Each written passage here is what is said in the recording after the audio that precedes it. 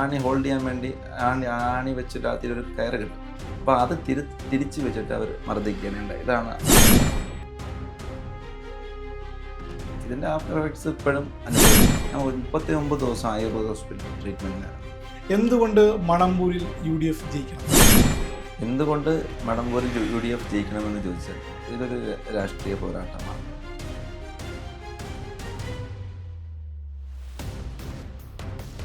നബീൽ കല്ലമ്പലം അതേപോലെ കുറച്ച് നേതാക്കൾ യുവാക്കൾക്ക് ഹരമായി മാറിയ, ഹരമെന്ന് പറയുന്നത് അവരുടെ പ്രശ്നങ്ങൾ ഇടപെട്ട് അവരോടൊപ്പം അവരിൽ ഒരാളായി നിൽക്കുന്ന ഒരു വ്യക്തി എന്ന നിലയിൽ നബീൽ വിളിച്ചാൽ 50 പേര് കൂടും. നബീൽ യുവാക്കളുടെ വിഷയങ്ങൾ അല്ലെങ്കിൽ ഒരു പോലീസ് സ്റ്റേഷൻ കേസ് മറ്റ് കാര്യങ്ങളായാലും ഏത് അർദ്ധരാത്രിയിലും എന്ത് വിഷയമുണ്ടെങ്കിലും ഓടിച്ചെല്ലാൻ കഴിയുന്ന ഒരു വ്യക്തിയായി മാറി. അപ്പോൾ കഴിഞ്ഞ ദിവസങ്ങളിലെ തന്നെ ശബരിമല വിഷയം, PM ശ്രീ വിഷയം ഉൾപ്പെടെ വിലക്കയറ്റങ്ങൾ ഉൾപ്പെടെ ഉള്ള പ്രശ്നങ്ങൾ നമ്മുടെ മുന്നിൽ നിൽക്കുന്നു. ആ മേഖലയിൽ തെരുവുനാളിൻ്റെ ശല്യമൊക്കെ രൂക്ഷമാണ്. അപ്പോൾ തെരുവ് വിളക്കുകൾ കത്താത്തതുകൊണ്ട് ഇഴജന്തുക്കൾ ഉൾപ്പെടെയുള്ളവർ റോഡിൽ ഉണ്ട്. വികസന മുരടിപ്പാണ് ആ മേഖലയിൽ. അവർക്കൊന്നും വേണ്ട അടിസ്ഥാന സൗകര്യങ്ങൾ ഒരുക്കാൻ ഈ പഞ്ചായത്ത് ഭരണസമിതി ജില്ലാ പഞ്ചായത്തിനും കഴിഞ്ഞിട്ടില്ല. PSC തട്ടിപ്പ് ഉൾപ്പെടെ ഞങ്ങൾ പുറത്തു കൊണ്ടുവന്ന കാര്യങ്ങളാണ്. യൂണിവേഴ്സിറ്റി കോളേജിലെ ഉത്തരക്കടലാസിൻ്റെ വിഷയം, അങ്ങനെയുള്ള വിഷയങ്ങളിൽ ഇടപെടുമ്പോൾ നമുക്ക് കൃത്യമായ ആ ഒരു വൈകാരികത നിൽക്കുമ്പോൾ സമരമുഖത്ത് അത്ര ആത്മാർത്ഥതയോടെ നിൽക്കും. നമസ്കാരം, നേഷൻ ഫസ്റ്റിലേക്ക് സ്വാഗതം. ഇന്നലകളെ അവകാശങ്ങൾക്ക് വേണ്ടി സമരസപ്പെടാത്ത സമര പോരാട്ടങ്ങൾ നയിച്ച തിരുവനന്തപുരത്തിൻ്റെ യുവത്വം ഏറെ പരിചയപ്പെടുത്തലുകൾക്ക് ആവശ്യമില്ല. ഇന്ന് നമ്മളോടൊപ്പം അതിഥിയായുള്ളത് നബീൽ കല്ലമ്പലമാണ്. നമസ്കാരം നബീൽ. നബീൽ തിരുവനന്തപുരം ജില്ലാ പഞ്ചായത്തിൽ മണമ്പൂർ ഡിവിഷനിൽ നിന്ന് ഐക്യജനാധിപത്യ മുന്നണിയുടെ സ്ഥാനാർത്ഥിയായിട്ട് ജനവിധി തേടുകയാണ്. എന്തുകൊണ്ട് മണമ്പൂരിൽ UDF ജയിക്കണം? എന്തുകൊണ്ട് മണമ്പൂരിൽ UDF ജയിക്കണമെന്ന് ചോദിച്ചാൽ ഇതൊരു രാഷ്ട്രീയ പോരാട്ടമാണ്. കഴിഞ്ഞ കാലങ്ങളിൽ ഈ സർക്കാരിൻ്റെ ജനദ്രോഹ നയങ്ങൾക്കെതിരെ ഒരു വിധി എഴുതാൻ ജനങ്ങൾ തയ്യാറായി നിൽക്കുന്ന ഒരു സാഹചര്യമാണ് നിലവിലുള്ളത്. അപ്പോൾ കഴിഞ്ഞ ദിവസങ്ങളിലെ തന്നെ ശബരിമല വിഷയം, PM ശ്രീ വിഷയം ഉൾപ്പെടെ വിലക്കയറ്റങ്ങൾ ഉൾപ്പെടെ ഉള്ള പ്രശ്നങ്ങൾ നമ്മുടെ മുന്നിൽ നിലവിലുണ്ട്. അപ്പോൾ ഇലക്ഷൻ ഗിമ്മിക്ക് എന്നുള്ള രീതിയിൽ പുതിയ പദ്ധതികൾ ഇലക്ഷൻ അടുപ്പിച്ച് പ്രഖ്യാപിച്ചു. പക്ഷേ അതൊക്കെ നടപ്പിലാകുമോ എന്ന് കണ്ടറിയേണ്ടി വരും. അപ്പം അങ്ങനെയുള്ള സാഹചര്യം സർക്കാരിനെതിരെ ഒരു ജനവികാരം നിൽക്കുന്നു. പിന്നെ മണമ്പൂർ ഡിവിഷൻ എടുത്തു പറഞ്ഞാൽ മണമ്പൂർ പഞ്ചായത്ത് ജില്ലാ പഞ്ചായത്ത് ഡിവിഷൻ എന്ന് പറയുന്നത് കാലങ്ങളായി ഇതുവരെ UDFൻ്റെ പ്രതിനിധി ഉണ്ടായിട്ടില്ല. LDF പ്രതിനിധിയാണ് ഉണ്ടായിരുന്നത്. അത് നല്ല ഭൂരിപക്ഷത്തിൽ കഴിഞ്ഞ പ്രാവശ്യം അവർ വന്ന ഡിവിഷനാണ്. പക്ഷേ ആ ഡിവിഷനിൽ ഇതുവരെ ജില്ലാ പഞ്ചായത്തിൻ്റെ ഫണ്ടിൽ നിന്നോ ജില്ലാ പഞ്ചായത്തിൻ്റെ ഭാഗമായോ ഒരു എടുത്തു പറയേണ്ട പദ്ധതിയും കൊണ്ടുവരാൻ അവർക്ക് കഴിഞ്ഞിട്ടില്ല. അപ്പോൾ അങ്ങനെ ഒരു സാഹചര്യത്തിൽ ആ ഡിവിഷൻ്റെ കീഴിൽ വരുന്ന പഞ്ചായത്തുകൾ എന്ന് പറഞ്ഞാൽ ഒന്നും ഒറ്റൂർ പഞ്ചായത്തിൻ്റെ നിങ്ങളൊന്ന് സഞ്ചരിച്ചാൽ നിങ്ങൾക്ക് മനസ്സിലാവും അവരുടെ റോഡുകളുടെ അവസ്ഥ. ഇവിടെ ഭരണസമിതിയും LDF ആണ്. അപ്പോഴത്തെ ആ റോഡുകളുടെ അവസ്ഥയൊക്കെ വളരെ ശോചനീയ അവസ്ഥയാണ്. റോഡുകൾ മൊത്തം കുണ്ടും കുഴിയും, ഒരു ചെറിയ മഴ പെയ്താൽ തന്നെ റോഡിലൂടെ കാൽനട പോലും സാധ്യമാകാത്ത രീതിയിലുള്ള അവസ്ഥയാണ് അവിടെയുള്ളത്.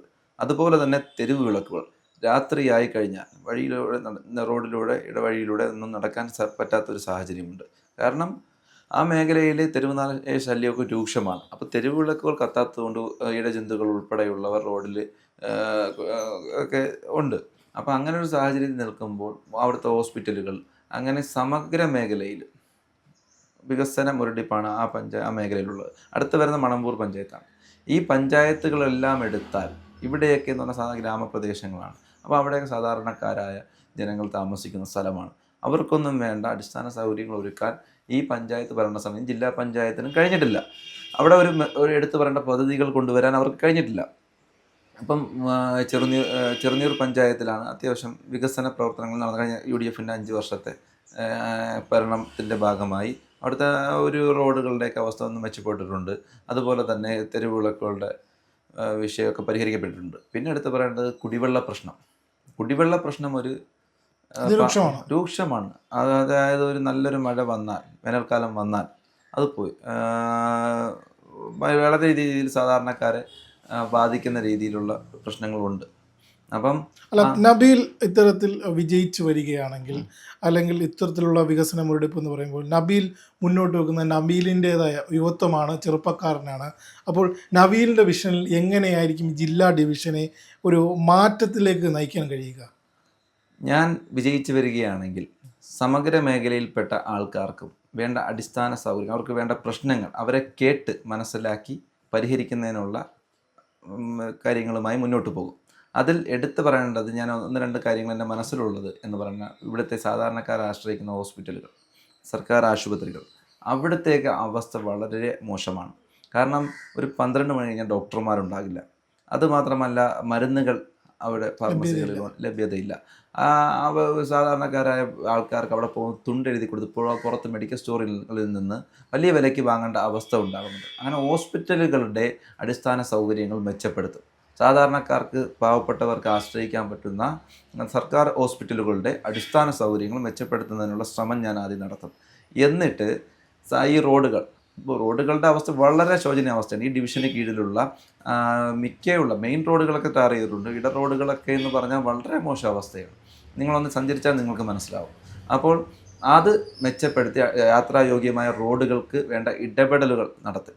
അതോടൊപ്പം വിദ്യാർത്ഥികൾക്ക്, യുവജനങ്ങൾക്ക് വേണ്ടി, അതെ, അതായത് നബീൽ ഒരു യുവാവാണ്, യുവജന പ്രാതിനിധ്യം ഒരു വ്യക്തിയാണ്. അപ്പോൾ യുവജനങ്ങളെ ചേർത്ത് പിടിക്കുന്നതിന് എന്തെങ്കിലും തരത്തിലുള്ള പദ്ധതികൾ മനസ്സിലുണ്ടോ? ഒരു തൊഴിൽ സേവന കേന്ദ്രങ്ങളൊക്കെ, തൊഴിൽ പരിശീലന കേന്ദ്രമൊക്കെ, അതായത് നമ്മളൊരു ഡിഗ്രി കഴിഞ്ഞ് നിൽക്കുമ്പോൾ നമുക്ക് എങ്ങോട്ട് പോകണം എന്ന് അറിയാതെ നിൽക്കുന്ന ഒരുപാട് ആൾക്കാർ. അപ്പോൾ അവർക്ക് സാധ്യമായ മേഖലകളിലേക്ക് അവരെ കൈപിടിച്ച് ഉയർത്താൻ പറ്റുന്ന പദ്ധതികൾ കൊണ്ടുവരും, നടപടികൾ സ്വീകരിക്കും.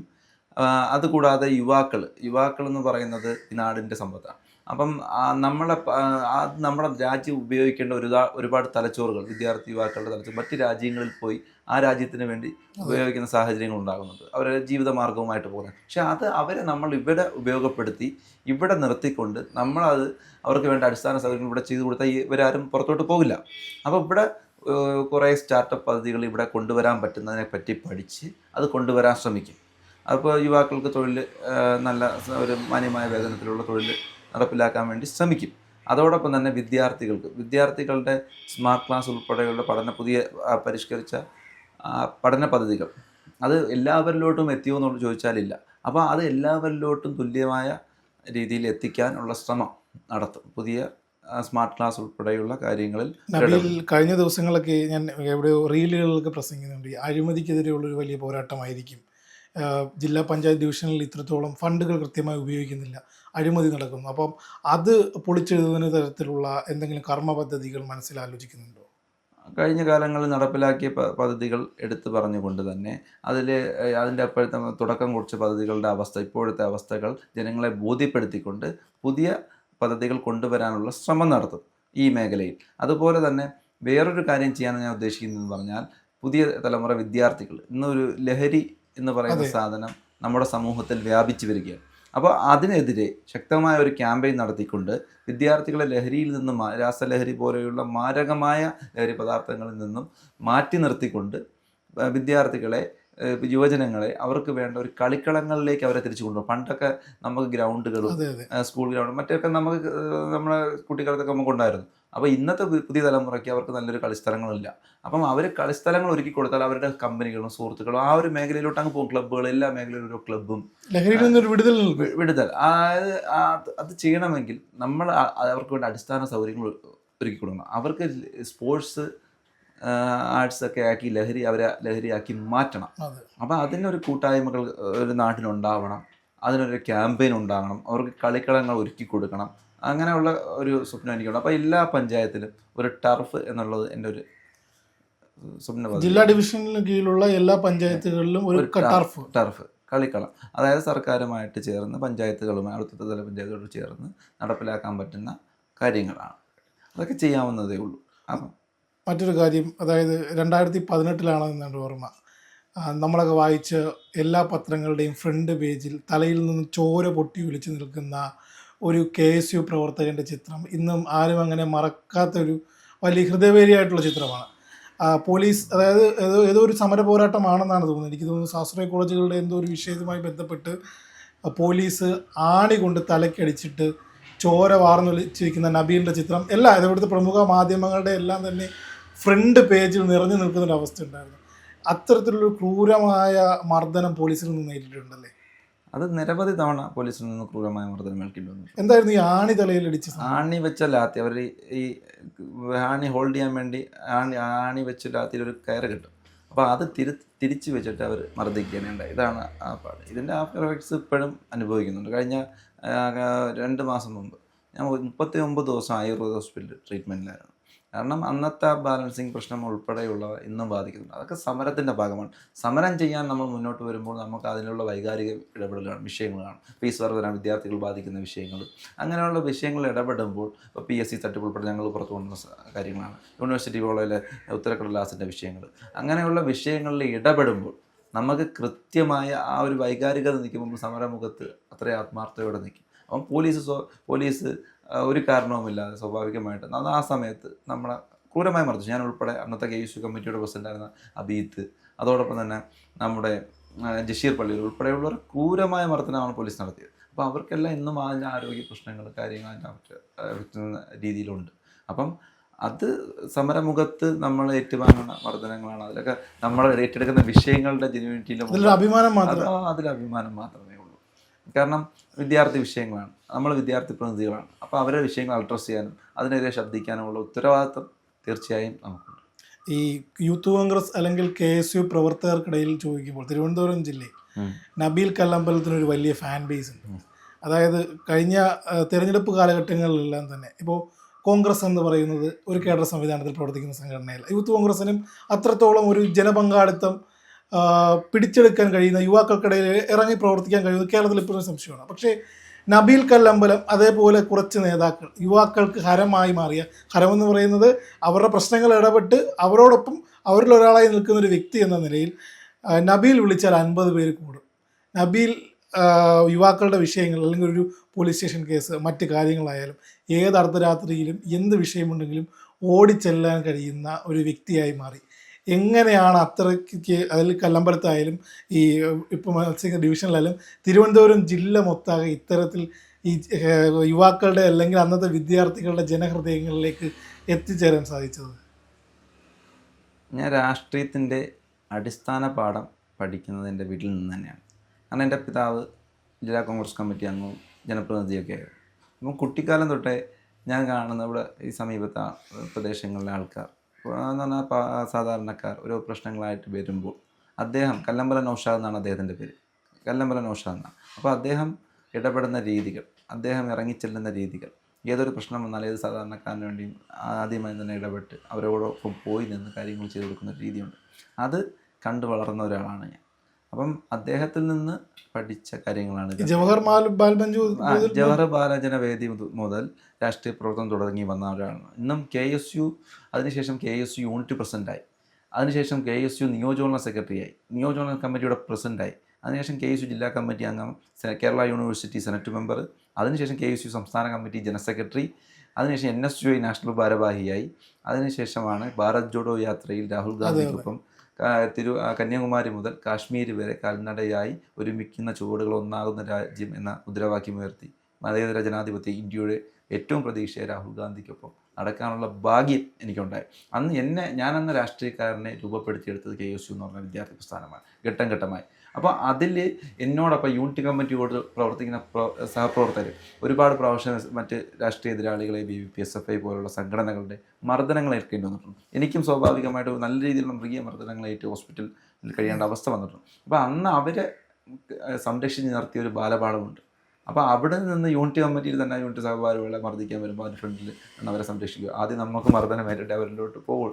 ആ ഒരു കാലഘട്ടം. അപ്പോൾ അവിടുന്ന് ഘട്ടം ഘട്ടമായി വന്നപ്പോൾ അത് തുടർന്നുകൊണ്ടിരുന്നു. ഇന്നും അങ്ങനെ തന്നെയാണ് തുടരുന്നത്. നമുക്കൊപ്പം നിൽക്കുന്ന ചെറുപ്പക്കാർക്ക് എന്ത് വിഷയമുണ്ടെങ്കിലും 24/7 ഞാൻ അവൈലബിൾ ആണ്. അല്ല, ഒരു ഘട്ടത്തിൽ ഞാനൊക്കെ തിരുവനന്തപുരം സ്വദേശിയാണ്. അപ്പോൾ നബീലിനെ പറ്റി കേൾക്കുമ്പോൾ പ്രക്ഷോഭകാരികളുടെ രക്ഷാധികാരി എന്നല്ല, അത് സ്വാഭാവികമായിട്ടും നമ്മൾ സമരമുഖത്ത് അവരുടെ സംരക്ഷണം. കാരണം നമ്മളൊരു ലീഡർഷിപ്പിൽ നിൽക്കുമ്പോൾ നമ്മുടെ പ്രവർത്തകരെ സംരക്ഷിക്കുക നമ്മുടെ ഉത്തരവാദിത്തമാണ്. അത് ഏത് രീതിയിലാണ്, അത് രാഷ്ട്രീയ എതിരാളികളുടെ മർദ്ദനത്തിലാണെങ്കിലും ആദ്യം നമുക്ക് മർദ്ദനം നേരിട്ടെ അവർക്ക് മർദ്ദനം വെക്കുന്ന സാഹചര്യം. അത് നമ്മൾ ഫ്രണ്ടിൽ നിന്ന്, അതൊരിക്കലും അവരായിട്ട് ഫ്രണ്ടിലിട്ട് ഇതാക്കി കൊടുക്കില്ല. രണ്ടാമത് പോലീസാണെങ്കിലും സമരമുഖത്ത് അവരെ മർദ്ദിക്കാൻ ഞങ്ങൾ അനുവദിക്കില്ല. അത് ആ മർദ്ദനം കൂടെ ഞങ്ങൾ ഏറ്റുവാങ്ങാനാണ് ആഗ്രഹം. കാരണം അവരൊക്കെ നമ്മുടെ സഹപ്രവർത്തകരാണ്. അവരെ സംരക്ഷിച്ച് തന്നെയാണ് ഇന്നും അന്നും ഇന്നും എന്നും എൻ്റെ സഹപ്രവർത്തകരെയും എനിക്ക് വിദ്യാർത്ഥി സമൂഹത്തെയും എന്നെ ഏതൊരു കാര്യത്തിനും വിളിക്കുന്ന എൻ്റെ സുഹൃത്തുക്കളെയും കുട്ടികളെയും ഉൾപ്പെടെ സംരക്ഷിച്ച് തന്നെയാണ് മുന്നോട്ട് പോകുന്നത്. അപ്പോൾ ആ ഒരു ബാലപാഠ രാഷ്ട്രീയ KSU എന്ന് പറയുന്ന, ഞാൻ ഇന്ന് പറയല്ല, ഞാൻ KSU സംഘടന രംഗം ഒഴിഞ്ഞിട്ടാണെങ്കിൽ അന്നും ഇന്നും ഇപ്പോഴും ഞാൻ KSU ആണ്. അതിന് ഉദാഹരണമാണ് ഈ ഇപ്പോൾ ലാസ്റ്റ് കേരള യൂണിവേഴ്സിറ്റി ഇലക്ഷനിൽ കല്ലമ്പലത്ത് ATCT കോളേജുകൾ ഉൾപ്പെടെ കോളേജിൽ KSU യൂണിയൻ പിടിച്ചു. അപ്പോൾ യൂണിയൻ പിടിക്കുമ്പോൾ സംഘടനാ രംഗം ഒഴിഞ്ഞിട്ട് അവിടെ പോയി നിന്ന് കാര്യങ്ങൾ ചെയ്യുമ്പോൾ തന്നെ ഈ KSU കുട്ടികൾ അവിടുത്തെ പ്രാദേശിക ഭാരവാഹികൾ മുദ്രാവാക്യം വിളിക്കുമ്പോൾ നമ്മൾ വിളിച്ചു കൊടുക്കുകയാണ്. ആ ഒരു വികാരം നമുക്ക് എവിടെ പോയാലും KSUവിൻ്റെ കൊടിയാകുമ്പോൾ ഒരു മുദ്രാവാക്യം വിളിക്കാൻ തോന്നുന്ന ഒരു സാഹചര്യം, ഉള്ളിലൊരു വികാരം നമുക്കുണ്ട്. അന്നും എന്നും മരണം വരെയും KSU ആയിരിക്കാനാണ് ആഗ്രഹിക്കുന്നത്. ഇനി സംഘടനാ രംഗത്ത് കോൺഗ്രസ് ആണെങ്കിലും എവിടെയൊക്കെ പോയാലും നമ്മൾ KSUവിലൂടെ ജീവിക്കുക. അത് മാത്രമല്ല ബാക്കിയുള്ളവരൊക്കെ പറയും, അതായത് KSU പ്രവർത്തിച്ച് വന്നതാണെന്ന് പറയും. ഞാൻ KSUവിൽ ജീവിച്ചു വന്ന മരണം വരെ KSU തന്നെ ജീവിക്കുകയും ചെയ്യും, KSUവിലൂടെ. അതിപ്പോൾ നമ്മൾ രാവിലെ ഇങ്ങോട്ട് വരുന്ന ഘട്ടത്തിൽ നബീൽ പ്രചരണത്തിലായിരുന്നു. അപ്പോൾ അതിൽ നിന്ന് നാട്ടിലെ എല്ലാവർക്കും സമ്മതനാകുന്ന ഒരു ജനകീയ മുഖമായി മാറുന്നൊരു വ്യക്തി, അതായത് വൃദ്ധർ മുതൽ കൊച്ചു കുട്ടികൾക്ക് വരെ അടുപ്പക്കാരനായി, ചേട്ടനായി, അനിയനായി, അല്ലെങ്കിൽ മകനായി അത്തരത്തിൽ മാറുന്നൊരു മുഖം. ആ ഗ്രൂമിങ് സ്റ്റേജ് എങ്ങനെയായിരുന്നു? എന്നെ എൻ്റെ സുഹൃത്തുക്കൾ കളിയാക്കി പറയാറുണ്ട്, 6ലും 60ലും ഒപ്പം നിൽക്കുന്ന ആളാണെന്നുള്ള രീതിയിൽ. അതായത് സംഭവം 6 വയസ്സുകാരനോട് 60 വയസ്സുള്ള എൻ്റെ ജ്യേഷ്ഠന്മാരോട് എല്ലാവരും ഒരുപോലെ നിൽക്കുന്ന ഒരു ആളാണ് ഞാൻ. അപ്പോൾ എന്ന് പറഞ്ഞാൽ അവരുടെ കൂടെ നിൽക്കുന്ന, അതായത് അവരുടെ പ്രശ്നങ്ങൾ അറിയാവുന്ന അവരുടെ കൂടെ നിൽക്കുന്ന അവരെല്ലാം എന്നെ ഒരുപോലെയാണ് ട്രീറ്റ് ചെയ്യുന്നത്. അപ്പോൾ എന്ത് കാര്യം അവരോടൊപ്പം പോകുന്ന ഒരാളാണ്. അപ്പോൾ ഇപ്പോൾ തന്നെ ജനങ്ങളുടെ ഇടയിലോട്ട് കിട്ടുമ്പോൾ സ്വീകാര്യത എന്ന് പറയുന്നത്, ഈ നാട്ടിന് കഷ്ടത വന്ന സമയമുണ്ടായിരുന്നു, കോവിഡ് എന്ന മഹാമാരി നാടിനെ വിഴുങ്ങിയ സമയം. ആ സമയത്തൊക്കെ എന്ന് പറഞ്ഞാൽ എൻ്റെ ഉമ്മ ജനപ്രതിനിധിയായിരുന്നു, പഞ്ചായത്ത് വൈസ് പ്രസിഡൻ്റായിരുന്നു. ആ സമയത്ത് നമ്മൾ പുറത്ത് കാര്യങ്ങളൊക്കെ ചെയ്യാനുള്ള പഞ്ചായത്തിൻ്റെ ആ ഒരു വോളണ്ടിയറായിട്ടുണ്ടായിരുന്ന സമയത്തും ജനങ്ങൾക്കൊപ്പം നിന്നുകൊണ്ട് നമ്മുടെ ഇവിടുത്തെ പ്രശ്നങ്ങളെല്ലാം പരിഹരിക്കാൻ അവർക്ക് ഏത് ഒരു 24/7 ആ ദിവസങ്ങളിൽ നമ്മൾ സജ്ജരായി. വലിയൊരു ടീം എൻ്റെ നേതൃത്വത്തിൽ ആ സമയത്തുണ്ടായിരുന്നു. 6ലും 60ലും ചേരുമെന്ന് പറയുന്നു. അതായത് തിരുവനന്തപുരം ജില്ലാ സെൻട്രലിലേക്ക് ചെല്ലുമ്പോഴത്തേക്ക് KSUവിൻ്റെ സമരസപ്പെടാത്ത സമര പോരാളി എന്നൊരു വലിയ മുഖം അവിടുത്തെ യൂത്ത് ആർത്തിരമ്പി വരും. നാട്ടിലേക്ക് വരുമ്പോൾ, കല്ലമ്പലത്തേക്ക് വരുമ്പോൾ, നബീൽ കല്ലമ്പലം അല്ലെങ്കിൽ മണമ്പൂരേക്ക് വരുമ്പം അവിടെ എന്താണ് ഒരു എല്ലാ സാമൂഹിക പ്രവർത്തകനും പൊതുപ്രവർത്തകനും എന്ന നിലയിൽ ഇപ്പോൾ സാധാരണ KSUക്കാരെ പറ്റി അല്ലെങ്കിൽ SFIക്കാരെ പറ്റി പറയുന്നുണ്ട്, സമരമുഖത്ത് വീറോടെ നിൽക്കുന്നവർക്ക് എന്താണ് നാടുമായി ബന്ധം കാണില്ല, അല്ലെങ്കിൽ ഇത്തരത്തിൽ എല്ലാ പ്രായക്കാരെയും ഉൾക്കൊള്ളാൻ കഴിയില്ല. പക്ഷേ നബീലിൻ്റെ കാര്യത്തിൽ 2 കാറ്റഗറിയും ഒരുപോലെ കൊണ്ടുപോകാൻ കഴിയുന്നു. അതിൻ്റെ ഒരു ചേഞ്ച്, ഗ്രൂമിങ് ചേഞ്ച് എന്ന് പറഞ്ഞാൽ വളരെ വലുതാണ്. ഈ ഇത്രയും വർഷത്തെ ഇത്രയും സംഘടനാ പാഠമുള്ള കാലയളവിൽ ഞാൻ എൻ്റെ പാർട്ടി പോസ്റ്റിൽ പ്രാദേശിക ഞാൻ ബൂത്ത് സെക്രട്ടറിയാണ്. ഇപ്പോൾ കഴിഞ്ഞ എടുത്ത കമ്മിറ്റിയിൽ ഞാൻ ബൂത്ത് സെക്രട്ടറിയാണ്. അതായത് ബൂത്ത് പ്രസിഡന്റ് ഉണ്ട്. അപ്പം ഞാൻ ആഗ്രഹിക്കുന്നതെന്ന് പറഞ്ഞാൽ എത്രയൊക്കെ ഇതിൽ പോയാലും നമ്മളെ പ്രാദേശിക മണ്ഡലം കമ്മിറ്റിയിലെ ഒരു ഭാരവാഹിത്വത്തിൽ, ബൂത്ത് ഭാരവാഹിത്വത്തിൽ ഇരിക്കുന്ന ഒരാളാണ്. അതായത് KSU സംസ്ഥാന ജനറൽ സെക്രട്ടറി ആയിരിക്കും, നാഷണൽ ഭാരവാഹിയായിരിക്കും, ഞാൻ ബൂത്ത് ഭാരവാഹിയും. കാരണം എൻ്റെ ബൂത്തിലെ കാര്യങ്ങളും വാർഡിലെ കാര്യങ്ങളും ഇവിടുത്തെ ജനങ്ങളുടെ വിഷയങ്ങൾ ഇടപെടാൻ വേണ്ടി ഒരു കമ്മിറ്റിയിൽ കൃത്യമായി ഭാരവാഹിയായിരിക്കണം. അതുകൊണ്ടാണ് എനിക്ക് പ്രാദേശികമായി എൻ്റെ രാഷ്ട്രീയ ഗുരുനാഥന്മാർ ഈ മേഖലയിൽ ഒരുപാട് പേരുണ്ട്. അപ്പോൾ അവരോടൊപ്പം രാഷ്ട്രീയ പ്രവർത്തനം നടത്തി അവരുടെ നല്ല ഉപദേശങ്ങളും കാര്യങ്ങളും സ്വീകരിച്ച് പോകാൻ ആഗ്രഹിക്കുന്ന ഒരാളാണ്. എനിക്ക് ഇന്നും രാഷ്ട്രീയത്തിന് കരുത്തായി നിന്നിട്ടുള്ള ഇവിടുത്തെ പ്രാദേശിക നേതാക്കളാണ്. എന്നെ മുകളിലോട്ട് എന്നെ സംഘടനാ രംഗത്ത് സഹായിച്ച് മുകളിലോട്ട് വിട്ടതെല്ലാം ഇവിടുത്തെ പ്രാദേശിക നേതാക്കളുടെ അനുഗ്രഹവും സ്നേഹവും ആശീർവാദവും ഒക്കെ തന്നെയാണ്. അപ്പോൾ അവരോടൊപ്പം ചേർന്ന് നിന്ന് പ്രവർത്തിക്കുന്ന ആണ് ആഗ്രഹിക്കുന്നത്. ഈ സംഘടനാ പ്രവർത്തനത്തിനപ്പുറം എതിർചേരിയിൽ SFIക്കാരുമായിട്ടും അല്ലെങ്കിൽ മറ്റ് ABPക്കാരുമായിട്ടും ഈ ഒരു സൗഹൃദ അന്തരീക്ഷം കാത്തു സൂക്ഷിക്കുന്ന ആളാണ് നബീൽ. പേഴ്സണലായിട്ടൊരു കാര്യം വരുമ്പോഴത്തേന് ഇവർക്ക് എന്തൊരാവശ്യമുണ്ടെങ്കിലും, ഈ ഇടയ്ക്കൊരു ആശുപത്രി കേസുകൾ ഉൾപ്പെടെ അല്ലെങ്കിൽ ഒരു മരണം വന്നാൽ സംഘടന മറന്നുകൊണ്ട് സൗഹൃദം കാത്തു സൂക്ഷിച്ച് ഓടിയെത്തുന്ന വ്യക്തിയാണ് നബീൽ. രാഷ്ട്രീയത്തിന് അതീതമായി എനിക്ക് സൗഹൃദങ്ങളുണ്ട്. അതായത് സംഘടനാ രംഗത്ത് എതിർച്ചേരിയിൽ നിന്ന് അങ്ങോട്ടും ഇങ്ങോട്ടും കേസിൽ പ്രതിയായവർ എൻ്റെ ഒറ്റ സുഹൃത്തുക്കളാണ്. അതായത് ഒരുപാട് അങ്ങോട്ടും ഇങ്ങോട്ടും വധശ്രമ കേസുകൾ, അങ്ങോട്ടും ഇങ്ങോട്ടും പ്രശ്നങ്ങൾ, ജയിൽവാസങ്ങളൊക്കെ അനുഭവിച്ച രാഷ്ട്രീയ എതിർച്ചേരിയിൽ നിൽക്കുന്ന സുഹൃത്തുക്കളുണ്ട്, കോളേജ് കാലഘട്ടത്തിൽ ഒക്കെ ഉണ്ട്. പക്ഷേ ഇന്ന് അവരെൻ്റെ ഒറ്റ സുഹൃത്തുക്കളാണ്. ഇപ്പോഴും അവരുമായിട്ട്, പക്ഷേ ഇനി അവരുമായിട്ട് തെറ്റാം. സംഘടനാപരമായ വിഷയങ്ങൾ വരുമ്പോൾ അതവിടെ എൻ്റെ മനസ്സിലതാണ്. അസ്വാഭാവികം 2 ചേരി നിൽക്കാൻ ഒരു ആശയങ്ങൾ. അപ്പം ഞാൻ ആശയത്തെ ആയുധമാക്കിയാണ് ഞാൻ പോരാടുന്നത്. മനസ്സിലായില്ലേ? ആശയത്തെ ആയുധമാക്കി ആദർശ രാഷ്ട്രീയത്തിനൊപ്പം പോരാടുന്ന ആഗ്രഹിക്കുന്ന ആളാണ്. അപ്പം നമ്മുടെ ആശയ സംവാദങ്ങളുണ്ടാവും. ആ സ്വാഭാവിക അതിന് അങ്ങനെയുള്ള പ്രശ്നങ്ങളൊക്കെ ഉണ്ടാകുമ്പോൾ ആ സമയത്ത് സംഘടനാ തലത്തിൽ നമ്മുടെ ചെറിയ ഇഷ്യൂസ് ഉണ്ടൊക്കെ ആ സമയത്ത് കഴിയും. അതിനുശേഷം അങ്ങനെയൊന്നുമില്ല. അതിനുശേഷം എവിടെ വെച്ച് കണ്ടാൽ ഞാൻ പോയി മിണ്ടാൻ ആഗ്രഹിക്കുന്നത്, എന്നെ നോക്കി ചിരിക്കാതെ പോകുന്ന ആളുടെ മുഖത്ത് നോക്കി ചിരിച്ച് അവരോടൊപ്പം പോയി സംസാരിക്കാൻ ആഗ്രഹിക്കുന്ന ഒരു വ്യക്തിയാണ് ഞാൻ. അല്ലാതെ അവരെ കാണുമ്പോൾ ചിരിക്കാതെ പോവുക, മുഖം തിരിച്ച് പോവുക, ആ ഒരു രാഷ്ട്രീയ ഞാൻ ഒരിക്കലും ആഗ്രഹിക്കുന്ന ഒരാളല്ല. അപക്വതയില്ല. ഇല്ല അപക്വത്ത്, ആ ഒരു രാഷ്ട്രീയ അപക്വത്ത് ഇല്ല.